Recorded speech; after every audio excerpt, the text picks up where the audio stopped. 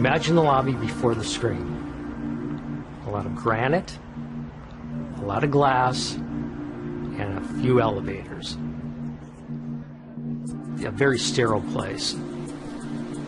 It was a pass-through to get to where you wanted to go. We had a 100-foot lobby screen, this amazing blank canvas. The question was, what do we do with it? It sort of came to us, wouldn't it be great to celebrate, some of California's natural beauty? We wanted to create an illusion as if you were actually there. I've heard about Obscuro through osmosis. If I only had a job that I could work with them, and this was the job. The initial briefing of the Salesforce wall, it was definitely like a kind of an exciting moment. They wanted us to capture kind of this natural beauty of California. One of the greatest places to go is like the Redwood Forest. The wall is so wide that a normal camera won't really get the whole thing well. So we used 2 cameras and synchronized them, and we ended up actually having to stitch scenes together to make the full panorama. We tried to match the scale of the surroundings and sort of make it the same perspective so that you are looking out into the distance and it appears that there's no walls there. The idea being that it can be a window that you look out, or sort of like a giant painting. Tim and I started brainstorming, what could we add to these like already beautiful, majestic giants? We wanted to create like these Easter eggs or these moments of magic that would happen occasionally. Sometimes little lights, little pixie dust will come up, or little spheres will drop down out of the sky.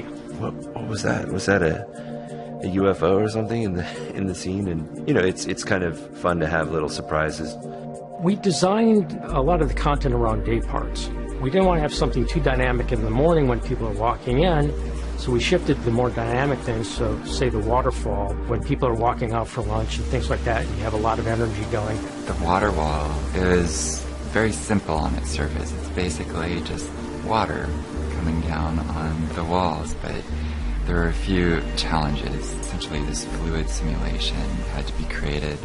We wanted it to be as realistic as possible, but not so realistic that it would create vertigo. So we had to kind of like skirt this sort of fine line between realism and kind of hyper-realism. It was cool on this project in that there was a lot of ability to experiment, and a lot of people were open to trying surrealist art.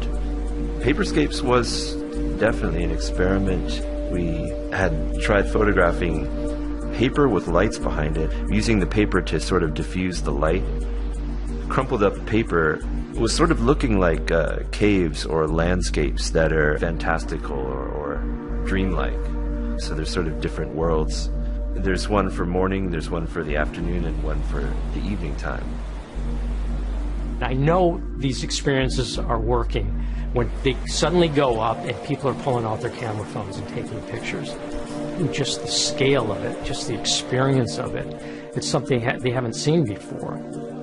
Mike, he had a lot of trust with us. I think that really opened up our minds on like how we approach things and like what we could present to him, and it gave us a certain freedom. This project was interesting because there was the ability to explore and try out, different ideas. What Obscuro is great at is creating for the human experience, to understand the emotions of people and what they're going to see. Something that's more artful, engaging, dynamic, that people talk about. What we do next, I don't know, but that's sort of the fun of it.